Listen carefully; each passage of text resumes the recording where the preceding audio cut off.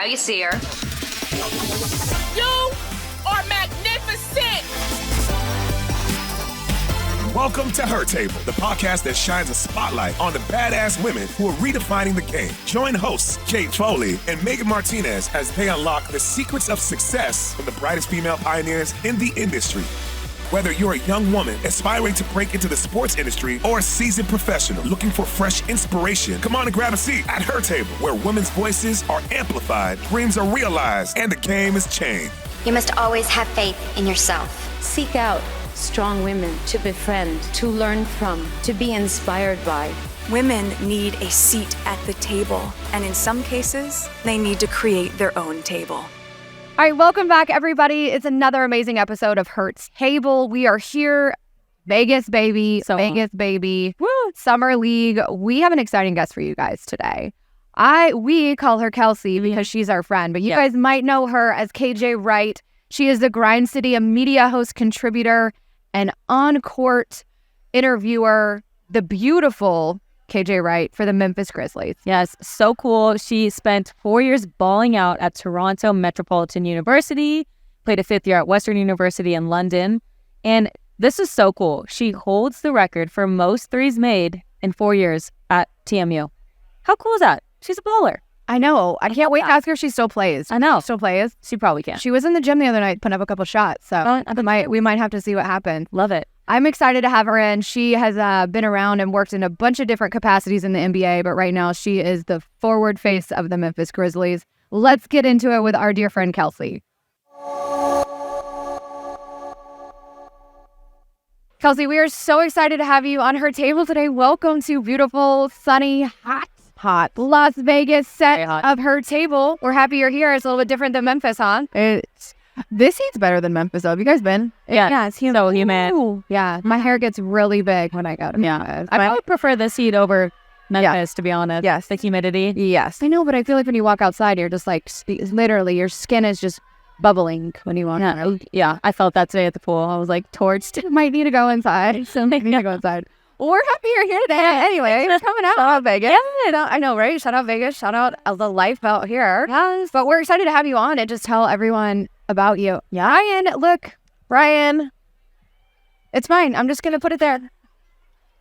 I'll move it over here. Sorry, Quan Chi Chow, whatever you're on the back. Qui-Gon Jinn.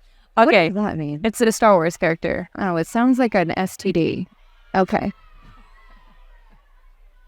His nickname is his STD, and just we're not changed by the warning sign. I'm sure he's loving this. Like, oh, great. They hate us. Hello, nice to meet you. I'm chlamydia. Thank you, Ryan. Thank you. Okay, I'll start. Okay. They hate us. Yeah. They hate us. They hate us. No, they don't. Okay. All right, Kelcey. So tell us about your role with Memphis Grizzlies. Okay, my actual title is like really long. Say it. Yeah. It's like a sentence. No. Try. Give it a go. It's like digital contributor, because I work so the Memphis Grizzlies are one organization. They have their own media brand. So I have one job with the Grizzlies and one job with like their media sector. So it's like a cool thing. Essentially, I'm the team reporter and host. So any social media, digital, in-house thing that we produce, I would be the face of it. So I have a podcast. We do our post-game interviews. We need to get on this. Why are we not on this podcast? The podcast is just interviews with the players. It is actually called Just Grizzlies. So okay, fair enough. Literally in the title. That's in the title. Literally, yeah. So that's me. I love it. Okay, so you played basketball for 4 years. Five. 4 years TMU, and then a year in London. London's one of my favorite places. London, Ontario. Oh, I like that place too. No, you don't. No, you don't. Nobody likes London, Ontario. Cold. I mean, I'm from Toronto, so it's not like. Oh, but you just like you're Toronto, not London. Yeah. London's not popping off like Toronto. Like, do you guys know what London is? Like Canada? No, it's nothing. I thought this was London, England, to be honest. Yeah. This is so disappointing. No, it's really not disappointing because it's like, no, it's real. This is welcome to Her Table. Okay, so you work for the Memphis Grizzlies. You're a hooper yourself. Tell us about that. No, was. Because I saw you out there the other day that getting some shots up. Oh, no. I played pickup with a couple, we do when the team is out of town, you can use the practice facility to play, and there were some guys, and we played. I was horrendous. I don't know if like at a certain age or like you're just not playing. My mind wanted to do something, and my body was like, but you can, but you can't go there. You can't do it. That baby. Yeah. So 4 years at my undergrad, and then I grad transferred and went one more year at a different school. It was fine. The only like crappy thing I'll say is that now that I'm in America, everyone is always like, yeah, thank you. Everyone's always like, oh, like, where'd you play basketball? Like, because my thing is like, former college hooper. Yeah. And I'm like, you're not going to know my school. I promise. Well, I mean, at least you can get out there. I didn't play, so yeah, we can, now we won't play together. She still wants to go play. We'll be on the non-contact. I play like horse or like knockout or something. That's fun. Well, I was gonna say, I feel like you're being humble because I saw that you set a record for the most threes made in 4 years at your. That's crazy, right? That's like real. Like that might need to be. That's a big deal. That's a big deal. That's a huge deal. At college in Canada, like wow. Yeah, that is crazy. Yeah. Humble. There was a season, like one of my teammates is here. She could vouch for this. There was a season where I wasn't allowed to dribble. Like I literally just stood in the corner. That's all I did. Catch and shoot. Yeah. Low class. I feel like I feel a halftime coming on. Yeah. Right. Yeah. Aaron wants me to work out. Yeah. Now with Kelcey, one of our guests is a trainer, and I was like, well, I'll work out if you wear stilettos, and she was like, like, well, that's what it's going to take. Wait, I love stilettos. What's her deal? I know she doesn't. It's not her. She's sneakers. So I'm like, we have to make a trade. Okay, how did you get into broadcasting? Like, we are new to this podcast game. She is in broadcasting over at NFL Network. I am just in the middle of this hot pot of fun. NBA agent badass. Yeah, I know. I'm just here with you lovely ladies. How did you get into broadcasting? Okay, it's like semi-long, but not, I guess. How much time do we have? If you ask Max, not a lot. No. I just picked up a mic one day and it was great. I went to school for journalism simply because I went to a school really far away to finish high school, and I just wanted to be home. I was like not interested in anything other than just being home. So I went into journalism because it was a good program at the school close to my parents. My dad was also an assistant coach for my first year there, so it just like was an easy in. All throughout university, I just wanted to be a foreign correspondent. Like, I don't know, I had it in my head. I just like wanted to be in the Middle East. Like, what? Wow. Like on like news. Yeah. Right? Like not even in sports. You're saying like you just wanted to be in like. I didn't want to do sports at all. Wow. Like I think we need a bell for everyone that comes on this show. Yeah. That did not get where they are by like what they thought. Yeah. Like literally every single woman we've had on the show has not started where it currently is. It's crazy what life unfolds. Like it's just something is meant to be, and no matter what path you take, like you're going to get there, and that is cool.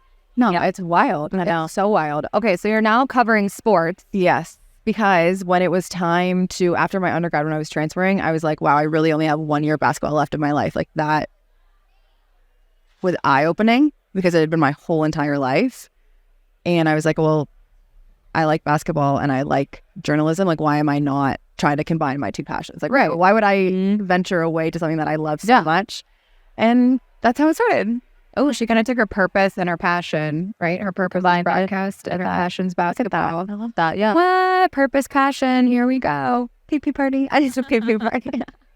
I was going to ask, like, when you are working with, like, the professional athletes that you work with now, like, is it difficult to be surrounded by, like, so many male athletes and you're, like, one of the only women out there? Like, what's that like for you? I have 3 brothers, first of all. So I do feel like I grew up with a lot of guys anyway. And I have had jobs and I've been in situations where I did feel like the person left out. Because of that, I would say at both teams that I've worked for now, I've never once felt like that. And I've heard stories of other places that do, and I feel so lucky that that's not me.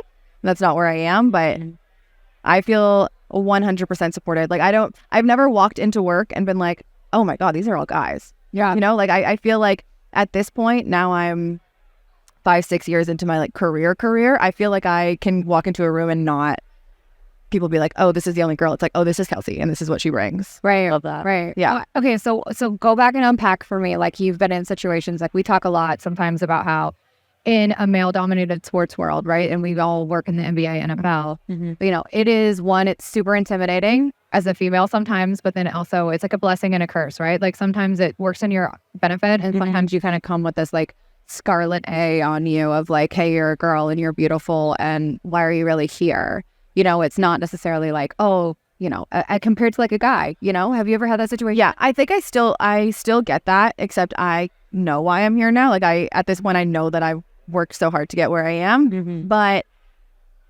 I'll say this. I still get that, like, hey, you're pretty, you're in sports. Like, what are you really there for? How'd you get there? All this from like Twitter.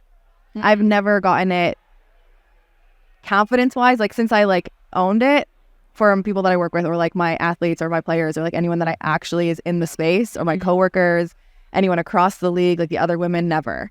It's like Twitter. It's like, and we talk sometimes about social media, right? Of like how I hate social media. Yeah. it is a blessing and a curse. I think, you know, sometimes you're like, okay, you know, sometimes I find, especially in sports, it's like they expect you to be something that you're not. And it's like, have you ever been told, you know, you're on camera a lot, you're in this, it's like being authentically yourself sometimes is intimidating because it requires you to really like stand firm in your roots. And like, you have her fashion's on point. I know. I want to ask about that. Okay. Or that's where we're going, down the rabbit hole. Love it. But like, you know, a lot of side up today in the most basic outfit. It's a classic. It's a classic. It's like white Classic. It's Vegas. We're all out here. It's hot. It's hot. It's very hot. How do you know, who works with you on your wardrobe? You know, I know for me, I always get very sensitive about like, what am I wearing and how does this look and how does this come across? And I think it's something I'm still working on of just like, I want to wear this and this is what looks good on me and I feel good about it. But it's also hard because I don't feel like there's a lot of women that are like, you look amazing, right? Like like your hype girl, like that you work with, right? And I try so hard now when I see someone that I'm like, that looks fantastic on you. Like killing it right now, right? How do you go about like kind of what do you wear? Because you're on TV or... No, clothes are tricky because I was growing up, the few women that I did see on TV wore what you would wear, like a news, like you'd wear like a very modest dress or like a pantsuit. And that's just not like, I have a very curvy body. So even if I wore a very modest dress, it's still going to look different on me than it would on, you know, like a little feminine petite girl that we would like see. It's going to look different on me. Yeah. And that's an unfortunate side.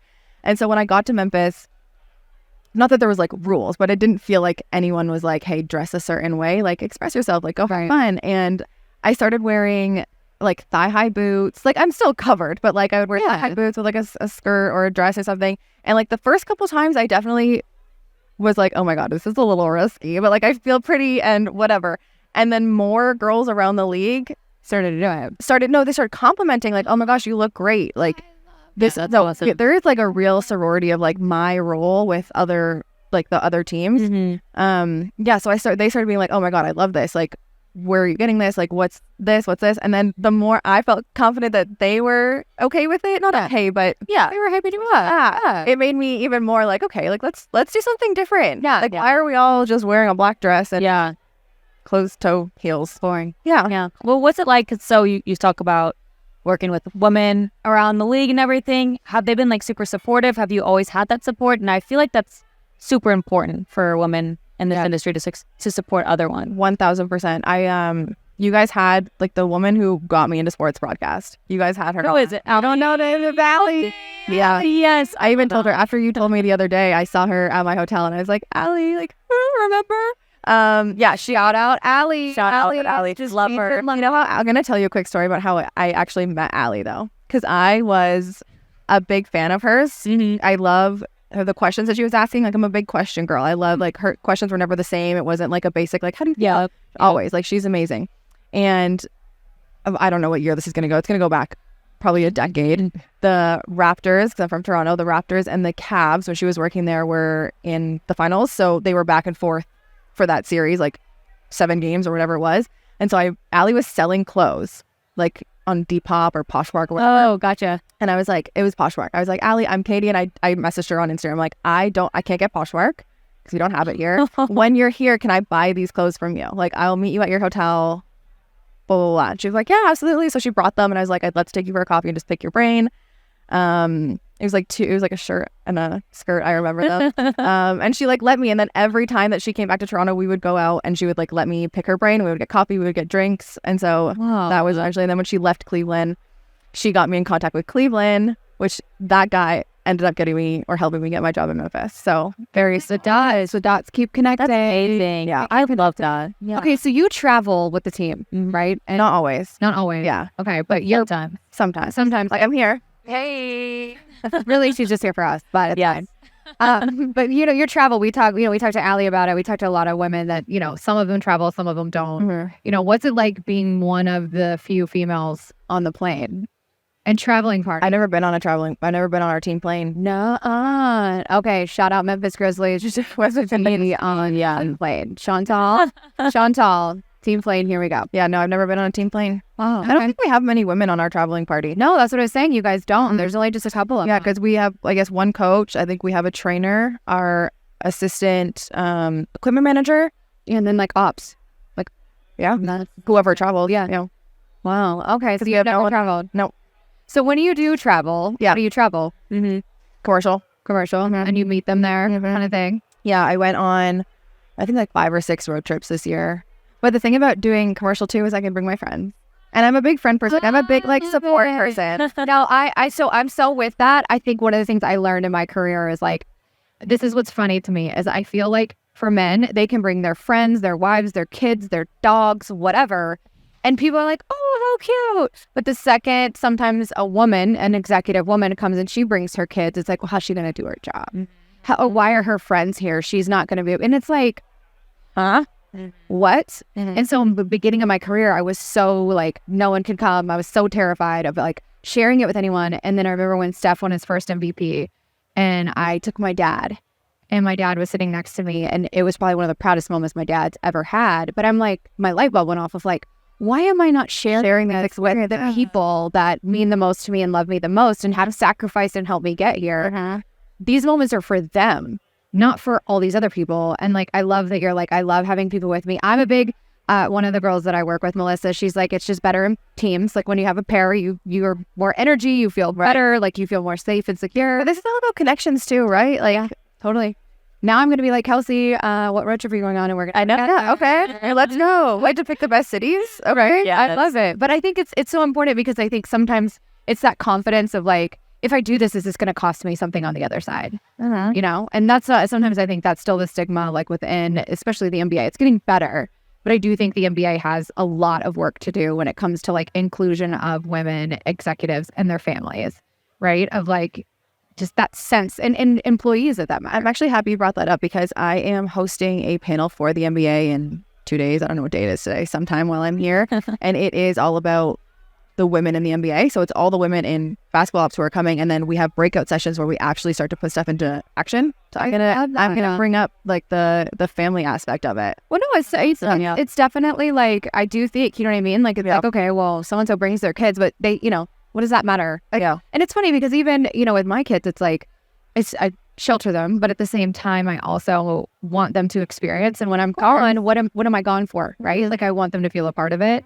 So that's always been for me. And they should be proud of their mom too. I know. One day I'll be cool. I think if I worked at Starbucks, they probably think I was cooler. Actually, if I worked at McDonald's, my kids would probably be like, my mom works at McDonald's, we get free ice cream. I'm like, no. Well, but it is tough though, because then it's like, even like for like the younger women that are going through, it's like, do I really want to like be, you want to be a mom, but it's like wanting to balance your life and your career and everything. And it's like, how do you find that balance? And it's almost but that's the same thing. Like a man, like no one says that about a man. No, that's what I'm saying. That's it. And it's so frustrating because it's like, I feel like, and I try to now for women to be like, I will say something because I think no one knows what to say sometimes. So it's like, okay, have you guys thought about what this might look like or feel like for her, or you don't leave her out of this opportunity, right? Because I think sometimes they just don't think. Like, I really just think they don't think. So I'm like, okay, this is how I felt in that moment. I don't want anyone else to feel that way.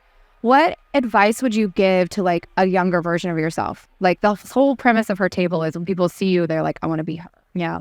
You've got such a coveted job too. What would you give that young lady or man or person that wants to be where you are?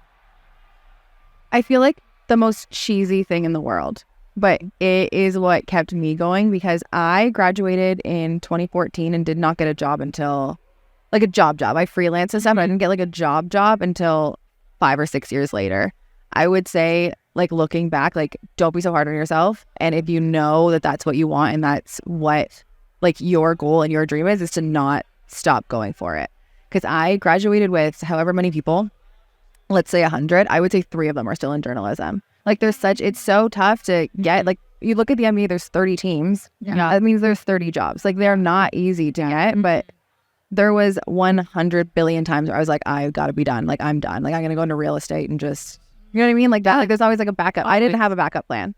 So I think, like, have that moment though where you're like, this is just hard. Like, maybe this isn't for me. Oh my God, I cried myself to sleep more times than I can count. Be like, is it going to happen? Plus, I have that extra, like, I'm Canadian, so I'm on a work visa. So it's like one more extra hurdle to get over. I'm the first, like, Canadian female to, like, work for a team in the NBA. Wow. I mean, why is that a hurdle? Why, for those of us that don't know, educate us. Okay, so in order to come work here, I have to, like, visas are expensive. They're like $15,000. Yeah. You can get denied. Yeah. Oh my God. Did you get denied? No, but it was a really big issue. Like, what? So when you're hiring, right? So, like, say you're interviewing me and you're interviewing Megan. Right. If you can just hire her and she can start with you tomorrow, or we're the same and you can hire me and you're going to have to go through this 7-month process, pay $15,000 to get me my visa, sponsor me. Yeah. Like, what? I'm going to go with the other candidate. Wow. Oh, that's unfortunate. Yeah. Wow. That's so unfortunate. Yeah. And how did you, like, navigate that? I mean, I think sometimes too, like, people have jobs, but it's like, they don't know, like, always say, everyone sees the pretty moment. They don't understand all the shit that goes in. There's a lot of shit. Yeah. You know what I mean? There's a lot of crying. There's a lot of tears. There's a lot, I want to quit. I don't want to do this. This is too hard. And then you don't understand why. And then you get to the other side. The sun comes up and he's not done with you yet. So you just keep watching on. I mean, even after I, like, technically got the Grizzlies job, it was a 7-month process to get my visa. So at that point, the season had already started. I'm still trying to get into the NBA. So if that visa wouldn't have gone through, I would have been unemployed for another year. Like, I was... Actually, like, a one-time thing. Well, for the season, like, I'm not gonna get hired. Yeah, somewhere else. Yeah, that makes sense. Yeah. It's rough. There's been a rough time. So I would just say, don't be so hard on yourself. And, like, you don't need a plan B. Like, go. Yeah. Get it. Well, and I'm always big too on, like, you know, I always feel like sometimes, like, I have to do blah, blah, blah, blah. Right? No, you don't have to do A to B to get to D. If D is an open door, go down the door and open it and go down it. And it might bring you back to B, but take what's in front of you, go with what you can, and you're going to learn and take tools with you from every experience that you have. Or, hey, if it's A, B, C, and D, and you want F, and you don't see an F, make it. Yeah. Love that. Girl, I'm with it. I'm all about, like, I'm coming back to buy the building. That's my energy. I love that. I'm coming back to, you don't close the door, keep it. I'm buying the building. Yeah. You're going to owe me a door. Boss. You're the boss. I door. So the Grizzlies, they've made the playoffs in each of the last 3 years, right? So what's that experience been like? I'm their good luck charm. Okay. I'm with it. Snaps to that one. Yep, snaps to that one. And the confidence too. Like, it's actually because of me. So I came in the same year as Jaw. Okay. So I have been completely spoiled my entire... And the year before that, I worked with the Raptors and they won the championship. Oh my gosh, with Kawhi, Lowry. Yes. That's so fun. Yeah. So I definitely feel spoiled. It's been so fun. This year was very disappointing. Unfortunately, we made the playoffs, but it just, like, wasn't. It wasn't in the cards. Yeah, it wasn't in the cards, and it's fine. I'm so happy for the Denver Nuggets because I have a friend who plays on the team too. Like, everyone from Canada, because Canada basketball is so small, like, we all know each other, which is so great because you can celebrate the players, the other women who are in Canada basketball. Like, we have coaches now who are Canadian in the league. A girl that I used to play against actually got hired to coach with our G League team next year. Like, everyone just, like, knows each other so well. So it's so nice. So shout out Jamal. Shout out Katie. You know Katie, the sideline reporter. I love her so much. She's great. She deserves that. Yeah, it's been really fun. It's been very, very fun. There has not been a year where I've worked where I have to cover a losing team. That'd be so tough. It is tough, especially because I know, knock on wood, I'm not worried. Especially because I'm doing, like, podcasts with the guys, right? So, like, if you're just a silent reporter, not just, but, like, if that's your job, you don't have other things built into it, you're talking to guys after wins, so everyone's happy. Yeah, I'm talking to guys throughout the week, win or lose, and that can change a lot. Like, content, it can change our relationship because then they're annoyed having to talk to me. Yeah. So how do you get to open up? My first year, I look back at my podcasts and the guys are very nice. Like, they're friendly guys. We have very professional guys. it's not the same. I think it's because I've been there for 4 years now. I know them, I know their wives, I know their families, I know what they're into, that they feel comfortable with me now. Okay. And I do try and create a safe space. And I talk to them outside of basketball. I ask how their moms are doing. I'm so sad that Tyus is gone because I loved his family. Like I feel like I've ingrained myself now into not their personal lives. I'm not like knocking at their doors, but like made it so that they can see I'm a human. They know that I know that they're humans outside of basketball, and I'm just trying to show that to our fans. Yeah. No, I think it's important, and we talk about it a lot. I deal with it a lot too on my side of just they're people. Yeah. You know, and everybody wants them to be this amazing player, but I just want you to be an amazing person. How do you feel in the Memphis community, right? There's been a lot that's gone on in the Memphis community. A lot. You know, that team is a evolving franchise. And it's very fluid. How do you kind of navigate that with your job, but also, you know, just culturally within Memphis? Memphis is a tough city. It is a very, very tough city. It was a little bit of a culture shock when I moved down there simply because of how different it is. And it is still built on, like, the civil rights movement started there. And it's still so culturally relevant there. Like, I live a 1.5 minute walk from where Martin Luther King got shot. Like, it is still like so. It's a tough city. You feel it when you get there. Yeah, it's like the murder capital of America. Like it's dicey. Tough. I will say the Grizzlies are the one like shining star in the city. Like everyone loves the Grizzlies. Everybody. When I walk around, everyone wants to talk about the Grizzlies, and it's so small, and it really is such a community because people love basketball so much, and that's been so nice.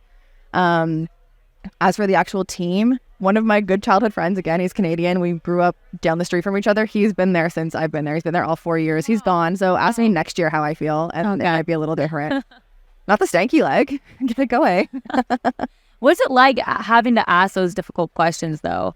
Like, is that hard? Do you get them to, like... I don't ask difficult questions. You know, Why? Because I am a team employee, and so I want to make The team look good. good. Yeah. I mean, I ask like if you guys sucked one game, we can talk about the game, but like Right. I'm not gonna broadcast your personal life. Yeah, I think that's fair. Yeah. Well, and I think that's how you get respect from them, right? Right. That's one thing Allie talked about too, is just like, you know, Getting their trust. you have to get their trust, but you also have to get their respect. Right? Yeah. Not everybody's gonna like you, and I keep saying that over again. Yep. Not everyone's gonna like me. Not everyone's gonna like. I'm not gonna be your cup. That breeze feels so I good. don't even know. I know. know. It feels really good until it gets hotter. You know, just being just authentically yourself and really just, you know, how do you deal with social media? You talked about this earlier of like just the negative, and even for the guys, right? Like the negative stuff that comes from social media. Like, how do you look at it? Do you read it? This is funny. Do you look at it? Because I can't not. It's like a really bad thing where crime scene. I just want to just. Yeah, I go through YouTube comments. I go through my time requests. So my very first year, this is actually one of my favorite podcasts I did. I am slipping off this chair. One of my first podcasts I did was with Solomon Hill. He only was there. We had a very small crossover. Was it the Pels for a bit? Yeah. he was actually one of my clients. Really? Small. Yeah, great. He was one of my first podcasts. And so at that time, I'm like, hey, like, what are we going to talk about? And I was like, I brought up social media, and he's like very mature. So I brought up social media, and he was like, it's crazy that my first probably 5 years in the league, at halftime, he said he would be on his phone, like looking, like if he has like a shitty game, he'd be looking on his phone, like, what are people saying about me? Oh my god! Like that, like got to me. I was like, it doesn't, like everyone does it. Yeah. It's sad. I've heard it. I've heard it before. They're like, that's no, for sure. I've heard it. Sad. Well, but look what she's saying. Like she's the same way. Like you want to go her bad. If you have like a bad, like I've heard guys, I've had clients that are like, they don't play, they don't have a good game. It's just not good energy, and it's built in their mind. And I think I don't know if it was Jamie Foxx. Somebody has a really great quote that it says, "If you live for the cheers, you'll die by the boo." Oh yeah. Yeah. And it's like, you know, you literally are just the validation that comes from social media. And I think one of the things the NBA is like really trying to work on and get into is like the mental health aspect, because it is a problem and for everyone, but specifically for us in sports, of, you know, you expect a player to be this person because that's who you see on TV, and that's not it. That's a big piece of it too. Like Dylan Brooks, like very well known. He was my childhood friend. We grew up together. everyone wants to talk to me. Like when that whole everything happened with LeBron, everyone's like, what's Dylan like? Like, what does he think he did? Like, that's not him. Like, you guys know, like, that's not him as a person. Right. Even, I don't want to say the person's name because everyone, Bob. No, this is another player that I lived with in high school. Like, his mom is my mom's best friend. So I lived with them in high school for a bit. That's when I moved away. He injured someone in a playoff game, not on purpose. And they made up, him and the other player made up. They texted, they're cool. And his like sisters, his mom, him are still getting death threats from people. People are, I mean, They are. what's wild to me sometimes is the fans. Because they have this ability to How that they're sports betting, the fans. they're wild. Well, and I'm mortgaging my house. You didn't score 15 points. And it's like, okay, sorry, bro. But like, I mean, like, I'd send me a memo. Like, what do you want to do? Like, oh, no. Sorry, I'll do better. But like, the fans, I think, and I've seen it in my experience, they make up the person they see on the court isn't the person that they meet. Right. And then they're like, that's not who I thought that was going to be. I was expecting to meet this person, and then I'm getting like someone else. And it's like, no, they're the same person.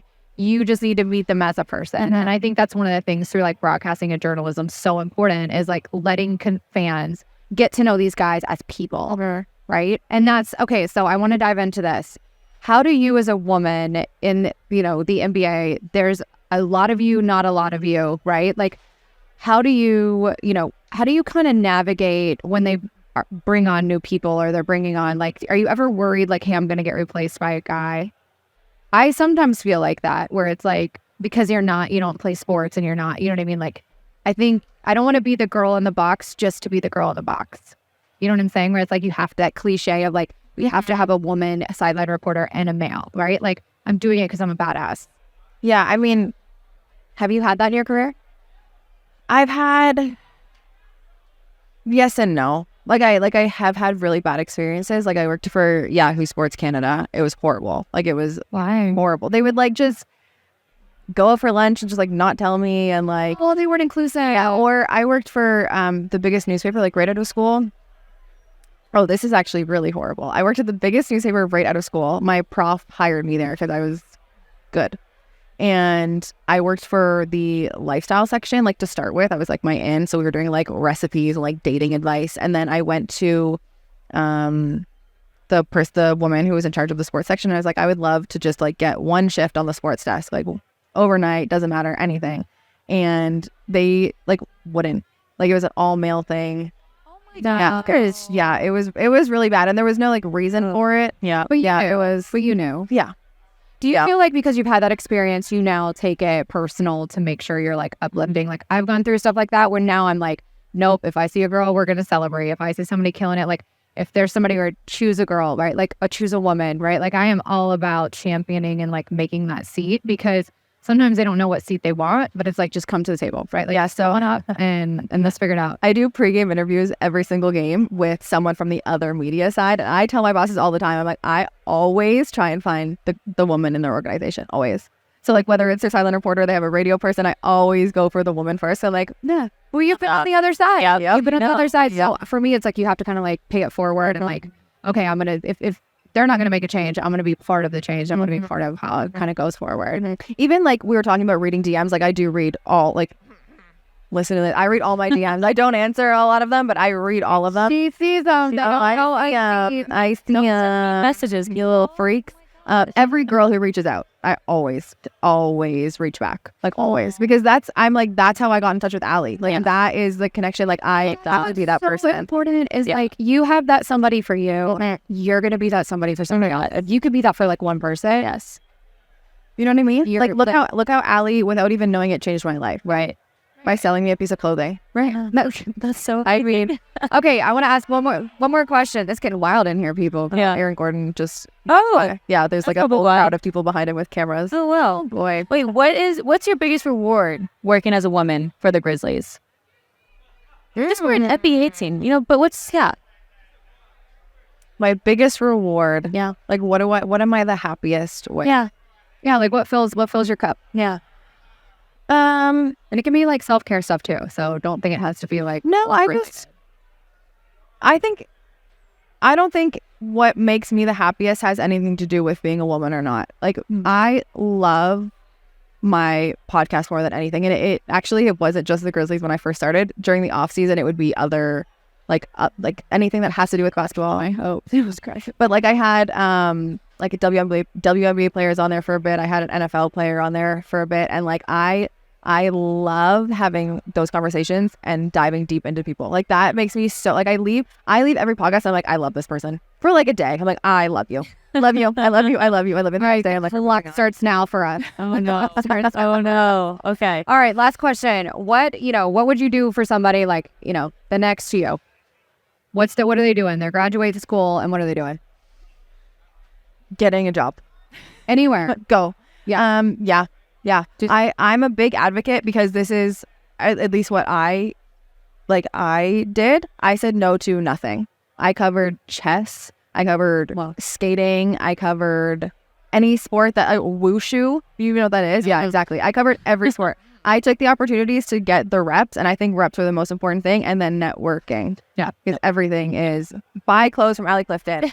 Well, you just never know where you're going to meet them or who they're going to be. Yeah. What you need from them. Yeah. And being kind. I was just going to say, you have to be kind to everyone. Like, that is my thing. Like, even if I don't like you, I will be kind to you. Don't mistake it for stupidity, but I'm going to let you deal with it on the other side. I think being nice to even like, not like if this guy came up to me and was like, hey, I'd be like, you have to be like, Nice. No, I love it. Okay, we're going to finish up before Max comes back out. Yeah. We're going to play this or that really quick. Ooh, love. With you. Okay. Wait.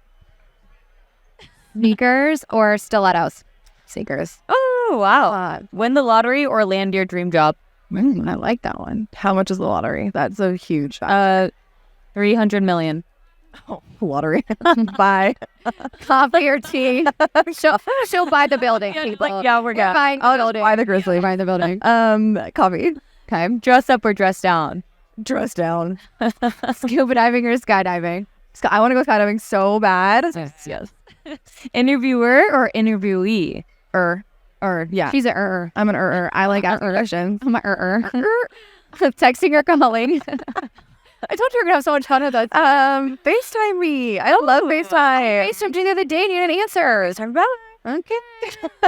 All right, we're all for one, people. Winter or summer? Winter. Okay. I like winter fashion better. Yeah, I do too. Layering. I do too. I like that. Okay, she's a she wants to skydive And FaceTime. and in the winter. And FaceTime her. But no, don't give out your Don't send me messages ever. I read them. Oh, well, thank you so much for coming on. Yeah, sure. Right. Stories. It's been so fun. And we'll have to have you back on, or maybe we'll be on your podcast if we're Grizzlies.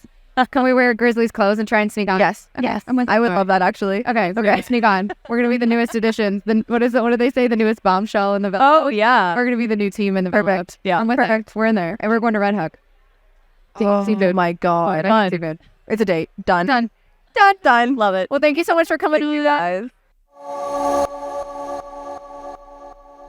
Okay, Megan, she was amazing. So good. She was fun. I love She was a her. lot of fun. She was a ball of fun. Although I will say she's not giving herself enough props. She does have a little bit of game left in her. She does. She said she doesn't shoot, but I don't buy that. I don't buy that. She's awesome. Really cool to have her on the show. I had never even thought about. I just thought this was so cool because she's from Canada.